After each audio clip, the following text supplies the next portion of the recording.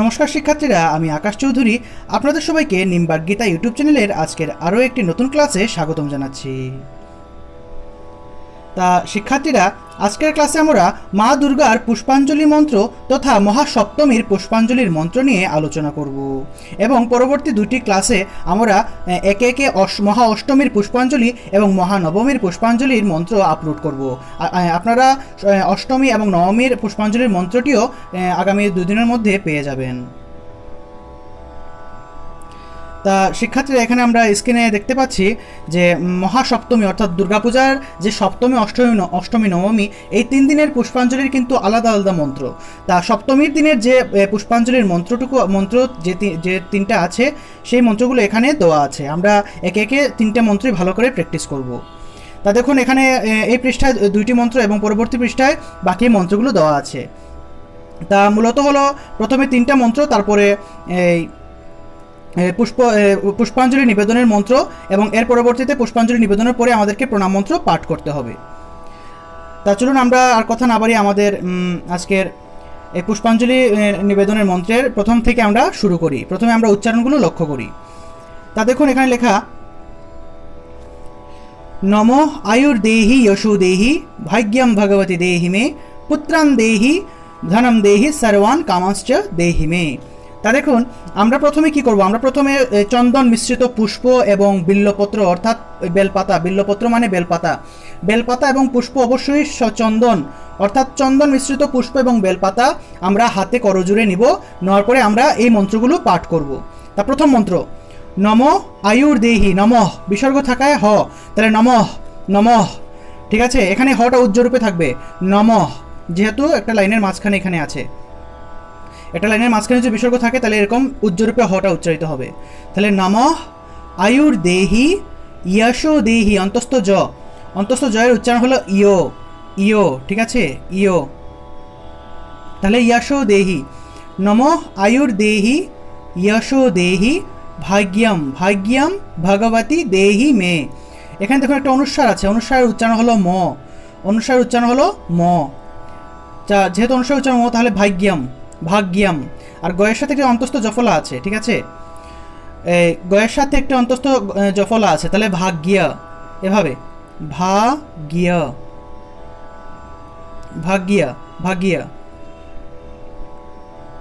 আমরা একটু কালারটা চেঞ্জ করি।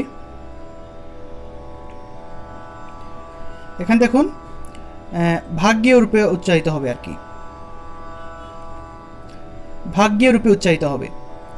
তাহলে ভাগ্য ভগবতী দেহি মে। আমি আবার বলি, নমঃ আয়ুর্দেহি যশো দেহি ভাগ্যম ভগবতী দেহি মে পুত্রান দেহি ধনম দেহি সর্বান। বয়ের সাথে একটি বফলা আছে, তাহলে সর্বান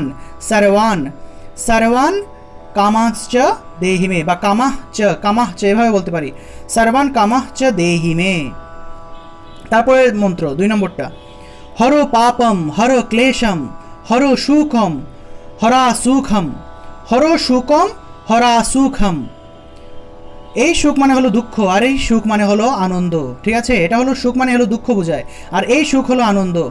তাহলে হর পাপম অনুসার থাকায় ম, হর পাপম হর ক্লেশম হর সুখম হরাসুখম হর রুগম হর ক্ষুভম হর মারিম হর প্রিয়ে। তা এটা তো একদম সিম্পল। আমরা বিভিন্ন প্রতি বছরই আমরা যে দুর্গাপূজায় যে পুষ্পাঞ্জলি দিই তখন কিন্তু এই মন্ত্রগুলোই পাঠ করি। আমরা এই মন্ত্রগুলো মুখস্থ করে নেব ভালো করে এবং শুদ্ধরূপে মুখস্থ করব, যাতে আমরা সহজেই এগুলা পাঠ করতে পারি। তা দেখুন, হর পাপম হর ক্লেশম হর সুখম হর আসুখম হর রুগম হর ক্ষুভম হর মারিম হর প্রিয়ে। আমরা পরবর্তী 2টি মন্ত্রে যাই। এই সর্বমোট 4টা মন্ত্র পাঠ করতে হয়। তাই এই 2টি মন্ত্র পাঠের পর আমরা 3 নম্বর মন্ত্র পাঠ করব। এটা হলো 3 নম্বর সংগ্রামে বিজয়ম দেহি। সংগ্রামে, এখানে দেখুন অনুসারটা শব্দের মাঝখানে আছে, তাহলে হবে সংগ্রামে, দন্ত্যস্য ন, সংগ্রামে বিজয়ম দেহি ধনম দেহি সদা গৃহে ধর্মার্থ ধর্ম ধর্মার্থ কাম সম্পত্তিম। ধর্মার্থ বলতে এখানে ধর্ম এবং অর্থ দুটার সন্ধি বোঝানো হয়েছে। ধর্ম এবং অর্থ এই দুটি শব্দকে যদি আমি একত্রিত করে সন্ধি করি তাহলে উচ্চারণ হবে ধর্মার্থ। ধর্ম যোগ অর্থ, ধর্মার্থ। তাহলে ধর্মার্থ কাম সম্পত্তিম, সম্পত্তিম অনুসার থাকায় ম, দেহি দেবী নম অস্তুতে, দেহি দেবী নম অস্তুতে। এখানে আমি অরূপে লিখে দিলাম আর কি, স্পষ্টভাবে লিখে দিয়ে দিলাম নম অস্তুতে। বিভিন্ন জায়গায় আপনারা দেখবেন অয়ের জায়গায় হ লেখা থাকে, উপরের যে ইয়ে আছে না মাত্রাহীন হ লেখা থাকে, মাত্রাহীন হয়ের উচ্চারণ হলো অরূপে হয়। তাই এই ক্ষেত্রে আমরা নম অস্তুতে উচ্চারণ করব। যে জায়গাতেই নম হস্তুতে লেখা পাবেন সেটা নম হস্তুতে উচ্চারণ না করে নম অস্তুতে, অস্তুতে হিসেবে উচ্চারণ করবেন। তাহলে আমি আবার বলি 3 নম্বর মন্ত্র, সংগ্রামে বিজয়ম দেহি, ধনম দেহি সদা গৃহে, ধর্মার্থ কাম সম্পত্তিম দেহি দেবী নমস্তুতে। তাই 3টা মন্ত্র পাঠ করার পরে আমরা পুষ্পাঞ্জলি নিবেদন মন্ত্রটি পাঠ করব। এস সচন্দন বা ওম লাগাতে পারেন, ওম এস সচন্দন, ওম এস সচন্দন পুষ্পবিল্ল পত্রাঞ্জলি, নমঃ দক্ষযজ্ঞ বিনাশিন্যে, নমঃ দক্ষযজ্ঞ বিনাশিন্যে। এখানে একটু অন্তস্থ জফলা থাকায় বিনাশিন্যে এভাবে উচ্চারণ করব, শি নিয়ে, ঠিক আছে, শিন্যে এভাবে উচ্চারণ করব। তাহলে দক্ষযজ্ঞ বিনাশিন্যে, মহাঘূরাওই যোগিনী কুটি পরিবৃতাওই, ভদ্রকাল্যৈ ভগবত্যৈ দুর্গাওই নমঃ, ভগবত্যৈ দুর্গাওই নমঃ। ঠিক আছে, ওম এষ সচন্দন পুষ্প বিল্ল পত্রাঞ্জলি, নমো দক্ষযজ্ঞ বিনাশিন্যে, মহাঘূরাওই যোগিনী কুটি পরিবৃতাওই, ভদ্রকাল্যৈ ভগবত্যৈ দুর্গাওই নমঃ নমঃ। ঠিক আছে, তা এই হলো এই মন্ত্রটি পাঠের পর আমরা মা দেবী মায়ের চরণে আমরা পুষ্প অর্পণ করব। ঠিক আছে, আমরা আমাদের যে পুষ্পাঞ্জলি আছে, যে পুষ্প এবং বিল্লপত্র আমরা যে মন্ত্র বললাম এতক্ষণ হাতে নিয়ে, সেই বিল্লপত্র এবং পুষ্প আমরা দেবী মায়ের চরণে আমরা অর্পণ করব এতটুকু পর্যন্ত পাঠের পর। তারপরও পুষ্প অর্পণের পরে আমরা দেবী মাকে প্রণাম করব এই প্রণাম মন্ত্র বলে, সর্বমঙ্গল মঙ্গল্যে শিবে সর্বার্থ সাধিকে, শিবে সর্বার্থ সাধিকে, শরণ্যে ত্র্যম্বকে গৌরী নারায়ণী নমো অস্তুতে, নারায়ণী নমো অস্তুতে। এই প্রণামন্ত্রের ভিডিও আমাদের চ্যানেলে দেওয়া আছে, প্রণামন্ত্রের টিউটোরিয়াল আপনারা সেখান থেকে দেখে নিতে পারেন। তা দেখুন, আমি প্রথম থেকে আবার বলে দিই, আমি মনে করুন পুষ্পাঞ্জলি হাতে নিলাম, ঠিক আছে, এখন আমি মায়ের নিকট পুষ্পাঞ্জলি দেবো। তা আমি প্রথম থেকে শেষ পর্যন্ত আমি কিভাবে পাঠ করব এবং পুষ্পাঞ্জলি দেবো সেটা আমি বলছি। তা একদম প্রথমে আমি হাতের মধ্যে পুষ্প এবং বিল্লপত্র নিলাম, মানে চন্দন লাগানো অর্থাৎ সচন্দন অর্থাৎ চন্দন মিশ্রিত পুষ্প এবং বিল্লপত্র হাতে নিলাম। তারপরে আমরা মন্ত্রগুলো বলবো, আপনারা সবাই আমার সাথে সাথে বলবেন। নমঃ আয়ুর্দেহি যশো দেহি, নমঃ আয়ুর্দেহি যশো দেহি, ভাগ্যম ভগবতী দেহি মে, ভাগ্যম ভগবতী দেহি মে, পুত্রং দেহি ধনম দেহি, পুত্রং দেহি ধনম দেহি, সর্বান কামঃ চ দেহি মে, সর্বান কামঃ চ দেহি মে।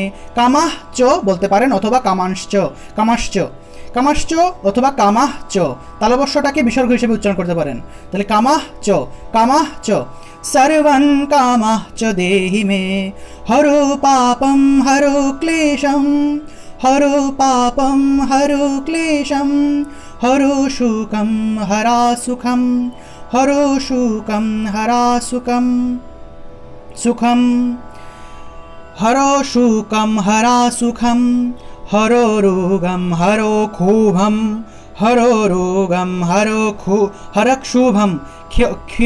ক্ষয়ের উচ্চারণ হলো ক্ষ, তাহলে ক্ষুভম, ক্ষুভম, ক্ষুভম না বলে ক্ষুভম। আমি আগে হয়তো ক্ষুভম উচ্চারণ করে ফেলছি ভুলবশত, এটা ক্ষুভম। ক্ষয়ের উচ্চারণ হলো ক্ষ, তাহলে ক্ষুভম। হরো রোগম হর ক্ষোভম, হরো মারিম হর প্রিয়ে, হরো মারিম হর প্রিয়ে। সংগ্রামে বিজয়ম দেহি, ধনম দেহি সদা গৃহে, সংগ্রামে বিজয়ম দেহি, ধনম দেহি সদা গৃহে, ধর্মার্থ কাম সম্পত্তিম, ধর্মার্থ কাম সম্পত্তিম দেহি দেবী নমোস্তুতে। ॐ एष सचन्दनो पुष्पबिल्लपत्राञ्जलिः नमः यदक्षयज्ञविनाशिन्ये महाघोरा वै योगिनी कुटिपरिवृता वै भद्रकाल्यै भगवत्यै दुर्गा वै नमः। এখানে কিন্তু পত্রাঞ্জলি হি বলবেন, পত্রাঞ্জলি হি নমঃ দক্ষযজ্ঞ বিনাশিন্যে মহাঘুরাवै योगिनी কুটিপরিবৃতাवै ভদ্রকাল্যৈ ভগবত্यै দুর্গাवै নমঃ। তারপরে আমরা পুষ্পাঞ্জলি অর্পণ করলাম দেবী মায়ের চরণে। তারপরে আমরা দেবী মাকে প্রণাম করে এই মন্ত্র বলবো, सर्वमंगलमंगल्ये शिवे सर्वार्थ साधिके शरण्ये त्र्यंबके गौरी नारायणी नमोस्तुते। অথবা এই প্রণামন্ত্র ছাড়া আরও অনেকগুলো প্রণামন্ত্র আছে, দেবী মায়ের প্রণামন্ত্র বলে আপনারা দেবী মাকে প্রণাম করবেন। তা শিক্ষার্থীরা, আশা করি আপনারা বুঝতে পেরেছেন। আজ এ পর্যন্তই ছিল। আজকের ক্লাসে আমরা সপ্তমীর দিন কীভাবে আপনারা পুষ্পাঞ্জলি দিবেন এবং কী কী মন্ত্র পাঠ করে পুষ্পাঞ্জলি দিবেন, সেই পুষ্পাঞ্জলির মন্ত্রগুলো আজকে আমরা শিখে নিলাম। আশা করি আপনারা বুঝতে পেরেছেন। আমাদের আজকের ভিডিওটি ভালো লেগে থাকলে অবশ্যই ভিডিওতে লাইক দেবেন, কমেন্ট করবেন, শেয়ার করবেন এবং অবশ্যই আমাদের চ্যানেলটিকে সাবস্ক্রাইব করে সর্বদা আমাদের সাথেই থাকবেন। ধন্যবাদ সবাইকে। জয় গীতা।